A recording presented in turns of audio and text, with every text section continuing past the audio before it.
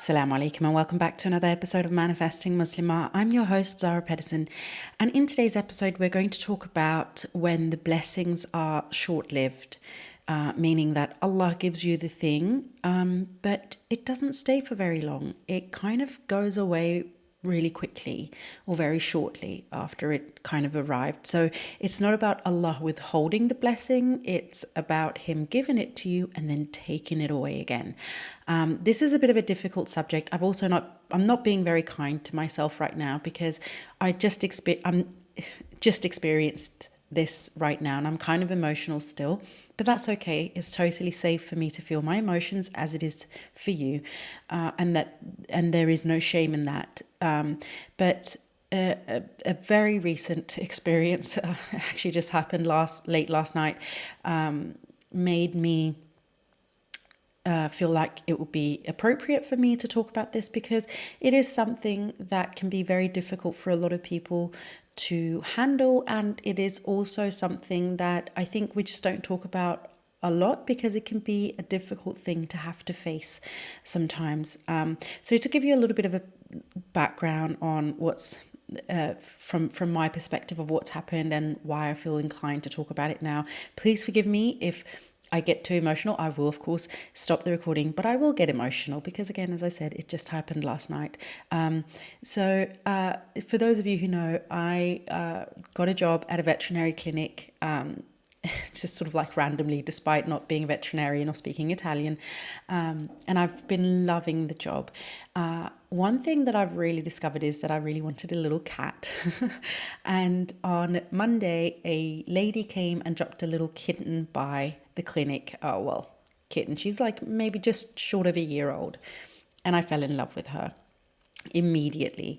But she had perhaps some neurological issues. She had trouble walking and sitting, but otherwise she was a very happy, friendly little girl. And I immediately was like, oh, she's a little street cat. She needs a home and she needs special attention, which I can give her.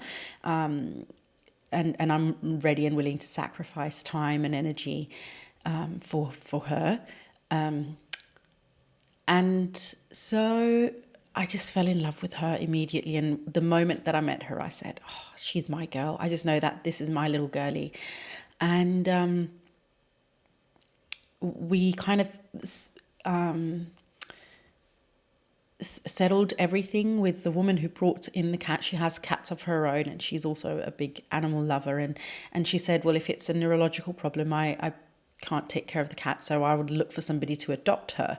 You know, I don't have a habit of just like trying to adopt animals that are being brought to the clinic or to the veterinary clinic. But because I found out that she was a street cat and in need of a home, I was like, I'll take her. Like I would 100% give her a loving home and take care of her and you know, attend to her needs and things like that. And yesterday evening, unfortunately, after we'd kind of settled everything and given her a name and I'd bought her a nice little new bed and just taken care of her, she unfortunately passed away. She had a seizure, and she unfortunately did not survive it. And that's hard for me to take. As it would be, I'm sure, for a lot of people. You know, I might only have known her for 3 days at that point, which sounds so ridiculous that I'm so emotional about it. But I really, you know, I really fell for her, and I really was so ready to have her be a part of my little family. And so, you know, getting my hopes up and really looking into the future of the amount of love and attention and care that I could give to this little girl. And, you know, it unfortunately just was not written. It just wasn't meant to be with her. And so let's talk about that, because I think this is something that I'm, you know, as you can probably hear, and as you can probably surmise from what I've just said, I'm going through the emotions of that right now, and I know that some of you guys might be going through some similar things out there. Maybe it is with something that passed away or a person that passed away, or maybe it's a physical thing, a job or a house or something that you really loved and really wanted, and then Allah decided to remove it from your life. And this is such a difficult thing sometimes from a human emotional perspective to accept sometimes and to find peace in, because we do get so heavily emotionally attached from time to time. And so having to say goodbye to something can be very difficult, and having to come to terms with it just not perhaps being for us right now can be even more difficult. So how do we go about these things? First, first of all, I think actually what we should probably speak about, I'm sorry if my thoughts are a bit scattered, but I actually had a different episode planned to record for you guys for today, but I felt, again, as I said, that the timing of everything, I felt like it was perhaps the right time to sit down and talk about this.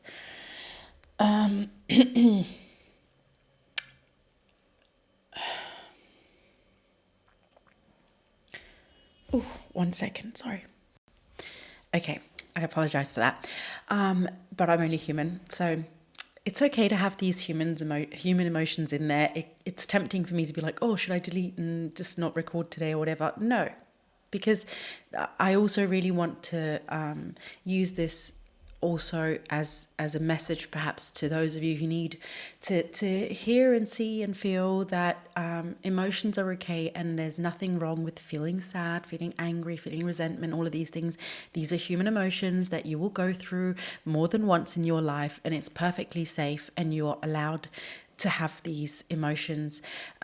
And sometimes we can feel a little bit ashamed for it. As I've already made an excuse for myself by, saying like, oh, it's so silly. I only knew the cat for 3 days, but it's my emotions, and I'm allowed him, and it's safe for me to feel that much love for a little cat, and it's safe for me to feel sad when she passes, and so I will not make more excuses. It's just, a knee-jerk reaction, I suppose. Okay, so the first thing I think is important to talk about is how in this situation we have to try and remove ourselves from the situation and our supposed needs and desires in this situation. And this is something that can be kind of difficult when we're talking about law of attraction from an Islamic perspective, because it's all about our desires, isn't it? It's about getting what we want when we want it, almost, except we don't get it when we want it. And I think that's such a big difference from mainstream law of attraction to Islamic law of attraction, is understanding that there's a separation in Islamic law of attraction, or from an Islamic perspective, that we are not in control. We don't have the power, and we are not the creators, which means that, even while we might desire something in a moment, doesn't necessarily mean we will and have to get it in that moment or within that desired timeline. And so it's important for us to kind of separate ourselves from time to time from the logic of our desires, or not the logic, from the emotional part of our desires, because it can be very easy for us to get caught there. It's very easy for us to get caught up in our own emotions of needs and wants. And unfortunately, that's not necessarily going to benefit us in the long term. So removing yourself from the desire is having full tawakkul and yaqeen in Allah subhanahu wa ta'ala, and really understanding that Allah doesn't take anything away unless there's a reason for it. And while it's hard, especially in moments like the one that I'm currently experiencing, it's a little baby kitten, and she, was sick and needed love, and I needed something to love. I say that as if I'm not always surrounded by animals, I'm being greedy, honestly. But I'm not being greedy. I can have as many as I want. Allah knows this. But, you know, so seeing this pure little innocent kitten, it can be difficult sometimes to be like, but why couldn't you have that? Or why couldn't he give me that? Or why did he feel the need to take that away from me? And the thing is, the why doesn't matter, you know. It's none of my business. The why is none of my business. Allah just says, trust me, and I will trust. And while it is very difficult sometimes from a human emotional perspective to separate that and still sometimes feel grateful to Allah, I do have to feel grateful for Him removing this little girl from my life if she was not meant to be a part of it for whatever reason. And I might never find out the reason why. At least in this dunya, maybe not even in the akhirah. But I trust that if she was meant for me, she would have still been here today. But the fact that Allah said, this is her time and she will pass and you will get to love on her only for a few days, I trust that there is a reason behind it. Maybe it's simply to record this podcast episode. Maybe there's a higher meaning behind. I don't know. But it's none of my business. And I have to really come to terms with that, and it's very important that I do, and I do. By the way, I am, you know, perfectly at rest and at ease with that point. But it's very important, if you're finding yourself in the same situation, that you find a way to do the same. It is very important that you find a way to release it back to Allah. This is where, again, you know, we have to surrender. It's one of the big steps in my 7-step framework of using law of attraction from an Islamic perspective, is the surrendering aspect, because we are not the creators. We are not the ones who decide. We are not the ones in control and in power. We are not limitless. We are very much limited creations of the creator, you know. And so it's important for us to understand our limitations and to operate within them. And so while sometimes it can be so very difficult from a logical perspective, you know, for me to sit, you know, yesterday when I was holding her little body and kissing her goodbye, you know, to be like, why couldn't he just give me this little girl? And like, what would be the problem? And, you know, she's a cat, what could go wrong if I had her, whatever. I still had to trust and you know, say goodbye to her, knowing full well that there's a higher reason and a higher meaning behind it that is none of my business. You know, I can't demand an answer from Allah, and I won't demand an answer from Allah, and I won't get caught up in my own need for justification, if that makes sense, or need for answers in this case. It is very important to be able to let go of that. Which can be difficult at first if you're new to the world of law of attraction. And of course, also depending on your situation, if this is a person, family member, somebody you just married, your child, a nephew, a niece, an uncle, anybody, a new friend, it can be very, very difficult to understand the reasoning, but trust and believe that there is one. And it is so important to anchor your belief in that. Otherwise, those are the moments when it can be too easy to get carried away by the emotions of grief and sorrow and sadness. But when we have that anchor of nothing is coincidental with Allah, there are no sporadic decisions, there's no coincidences, there's no, oh well, I let that one slip from Allah's side. There's none of that. It can be easier to move past it also and accept it. So moving past it with acceptance rather than resentment and remorse, and perhaps even a feeling of, oh, I could have or should have done better or more. The veterinarian that I work for, you know, she was there as well. This was late at night. I went in to give her last feeding because she was very malnutritioned. And so I went in to give, I named her Diva. And I went in to give her last feeding for the night around 10. And I noticed that she was kind of lethargic and a little bit more tired than usual. And as you know, again, this is why I find it to be so very interesting, and why, again, I just trust in Allah's way of doing things.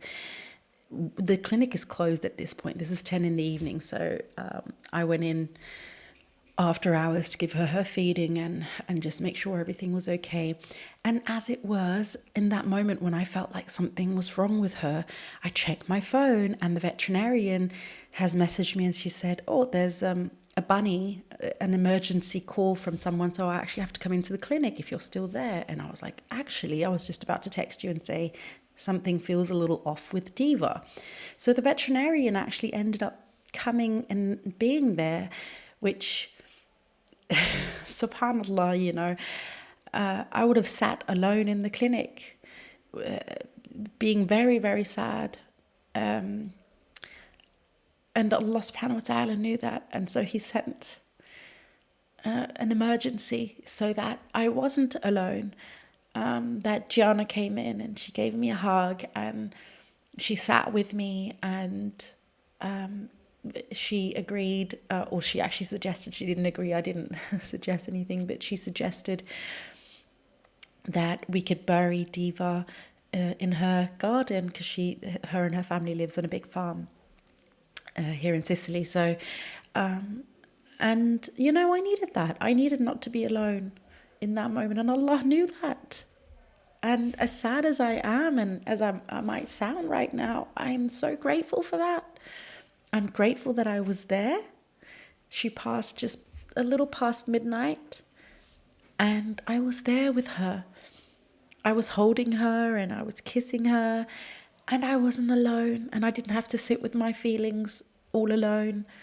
And Allah did that so beautifully, the way He orchestrated it. I would never have been able to do that. I could have been at home sleeping and then waking up the next morning to find her, coming into work this morning and then finding her dead. But Allah said, no, you get to be there with her. And so I'm so grateful for that Allah had let me have that. So that was a little side distraction. But again, it was just so in a lot of ways, it was just such a testament to Allah's power, that even in sad situations, He might orchestrate things so that it feels blessed again, or it feels like He still, you know, is taking care of you, even in the moments when, you know, it feels like He's taking something away from us. So, sorry, let me just wipe my snot. I'll control myself. But yeah, so it's very important for us to really have that trust in Allah, that there's a reason, there's a plan, there's a way. And it can be very easy for us to judge ourselves. Gianna, who was there, the vet, was like, oh, I should have checked, we should have done an x-ray check on her earlier or something. And I'm like, no, we shouldn't have, because it wouldn't have made a difference. You know, it was her time. And luckily for me, Gianna is also very religious. She's a Catholic though. But she's also very religious and believes in God. And so it was very nice also to be able to say that to her, and her, even though she's a woman of science and medicine, you know, also was like, yeah, you're absolutely right. It was, you know, God decided on something, and so now we also have to be able to accept and let go. But it's so easy for us sometimes to be like, oh, if only I had done this, or if only I'd done that, if I'd come earlier, if I'd, you know, checked something or done something. And so we can get very caught up in our own idea of control, and that's probably the worst thing we can do in that moment, because that gives us the illusion that we are in fact in control of something that we never had any control over to begin with. So in situations like these, when Allah takes back a blessing, or removes a blessing, it's not necessarily taking it back, but removing a blessing, whether it be for good, or, like, you know, in death, or temporarily, it is so important that we don't get too caught up in ourselves saying, I should have done all of these different things differently, because that keeps us stuck in an illusion that we are in control when we are in fact not. The next thing that I want to also mention in this episode. When these things happen, again, whether or not it is, something as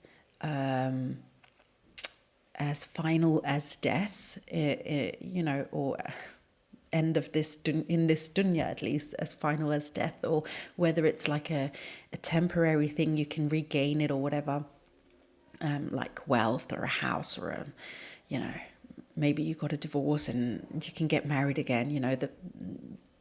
There's like not necessarily a sense of ultimate finality in it. There can be a resurgence of it in different ways. It's very important for us to allow ourselves to feel our emotions in these situations. I say to my clients all the time, you're allowed to feel sad, you're allowed to feel anger, you're allowed to feel resentment.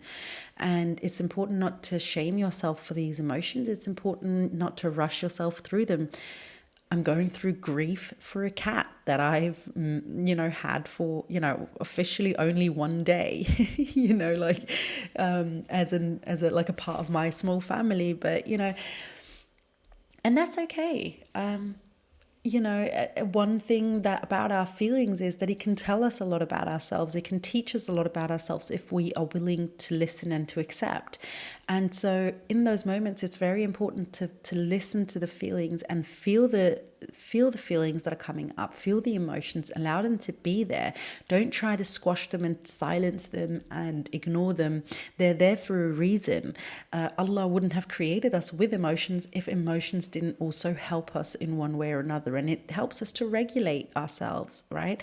When we're going through different things, it helps us to regulate in those situations and to understand the differences between beautifully positive days versus slightly more listless, maybe sadder days, worse days, right?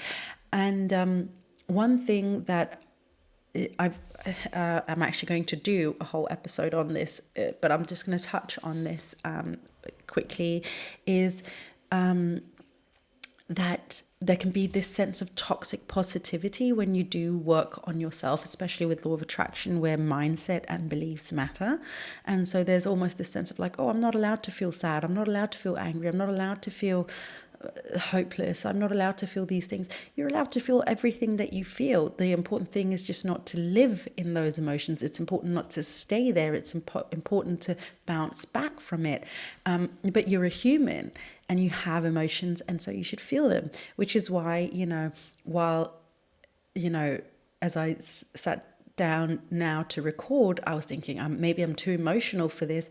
But again, as I said, maybe this is also a really good reminder for you that it is perfectly safe to feel the feelings that you're feeling, but trust and believe that I will be good again.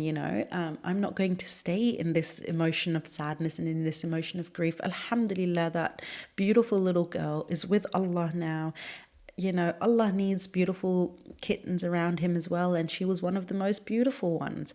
And so I don't blame him for wanting her to himself. I wanted her for myself, so why wouldn't Allah want her as well?